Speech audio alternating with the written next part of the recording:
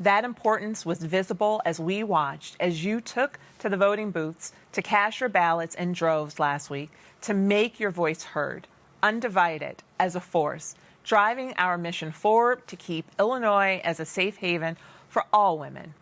Joining together today, whether you are in the room or signing in virtually, we are reminded of the power of community.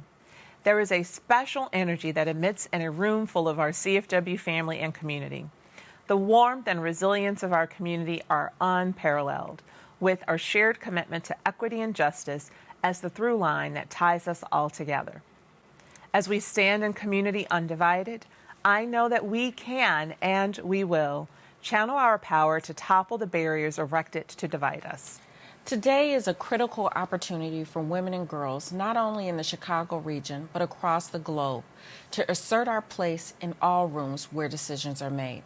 For our 37th annual luncheon, we are thrilled to be led in conversation by renowned authors and activists Margaret Atwood and April Ryan, discussing how we can all lead the change to create change in our communities. At CFW, we continue our work dismantling systems designed to limit access to health care, impede economic progress, and perpetuate gender-based violence through grant-making, advocacy, and community building.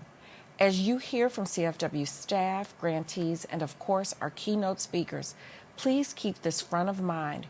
Your partnership has never been more important.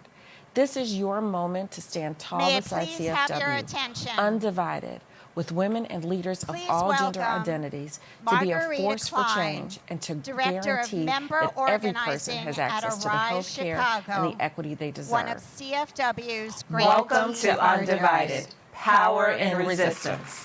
Now, I have the pleasure of introducing Margarita Klein, Director of Member Organizing at Arise Chicago, one of CFW's grantee partners focused on worker education, organizing, and systems change. Margarita is a daughter of political refugees from Chile and has been dedicated to promoting workers' rights and social justice for over 3 decades, primarily working with immigrant and native-born women. I'm so glad to be here with you all today. My parents were leaders in the struggle for workers' rights in Chile under a military government or dictatorship. This caused to my father imprisonment and torture for 2 years, and to my mother unthinkable harassment. And at the end, the whole family, we were out living in the exile. That is where I come from. That is what it forced me. My parents teach me that in order to have a just society, we need to work together. We need the power of unity. We need the power, of the collective. And they also teach me that means sacrifices many times. And it also means that we find joy in every little and big gain workers get. So since I arrived in this country 39 years ago, I've been doing that. I've been working for immigrant rights. I've been working to help to improve the working conditions of Latino, particularly immigrant families. Since, now I work at Arise Chicago. To our organization come the most vulnerable workers. They come asking for assistance to, in many cases, to recover salary or wages that has been theft from them. They come looking to better their conditions at the workplace. Many times also, they come, many of them women, come seeking for justice since they have been sexually harassed in their workplace and they have been not listened to by their employers. So, but I also would like to highlight another group of workers that come to our organization, and those are domestic workers. Those are the women who take care of our children. They are the nannies. They are the ones who clean our houses. They are the ones who take care of the elders, and they take care of the sick in our homes. Many of them thinking that they have no rights. They work in isolation. And because they don't see others who are doing the same thing that they are doing, in their workplaces, they feel alone. But they come to Arise, and they found family. They found a group of organized domestic workers who come and teach them and help them to feel the power of a group. Even though you are working in isolation, you belong to a bigger group of women who are fighting for their rights and better conditions in their workplace and safety. These workers come to us, and we help them, and we teach them to regain, their voices. These workers come to our organization, and they learn, that their self-esteem is powerful. They regain it.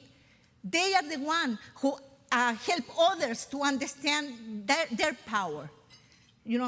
These workers and Arise, along with other organizations, we gain in the state of Illinois, one of the few states that have it, the Domestic Workers Bill of Rights that recognize domestic workers as workers and not as an independent contractors, which mean that they will be protected by labor laws in the state of Illinois.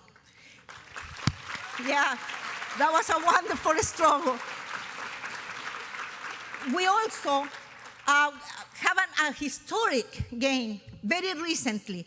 Starting in January of this year, 2022, domestic workers in the city of Chicago, they have the right to have a written contract with their employer. That means if you are hiring somebody who cleans your house, take care of your kids, or taking care of your parents, that domestic workers need to have a written contract that establishes their working conditions.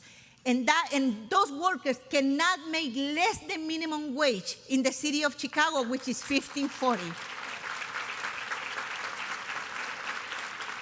We also, those contracts had been written in their, native language or the language of their preference.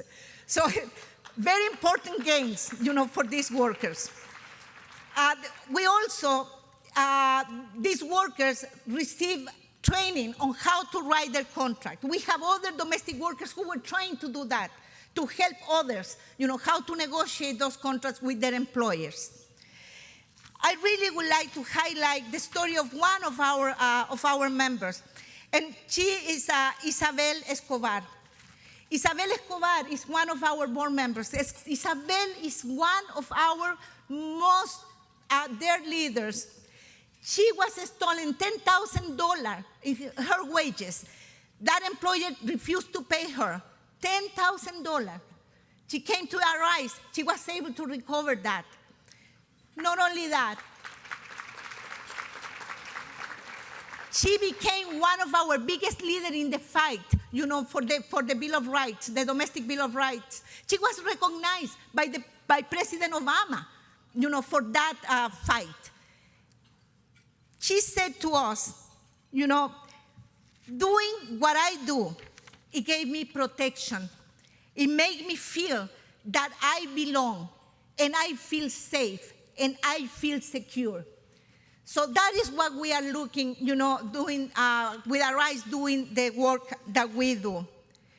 We also, in collaboration with the City of Chicago, the City Office of Labor Standards, which is an office that Arise Chicago, along with other, with our organizing efforts, we were able to establish in the city. They are the ones who oversee the contracts, and they oversee, whatever abuses they are out there committed to these workers. I really would like to say that I believe, in these times, all these women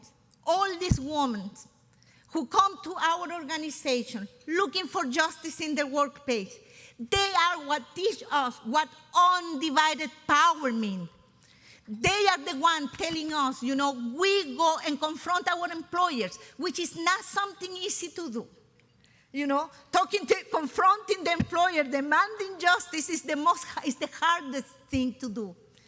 And we commend them for have that courage to go and sit and demand better treatment, and demand dignity, and demand respect. I believe that the time has come for immigrant women workers to stop being the object of abuse and become subjects of change. And at Arise Chicago, that is the work we are doing every day, developing immigrant working women into change agents and leaders that improve their own workplace in this city and the state. But why not? And one day to achieve the dream and have a just society that will really treat not only women working, but all workers with dignity and respect.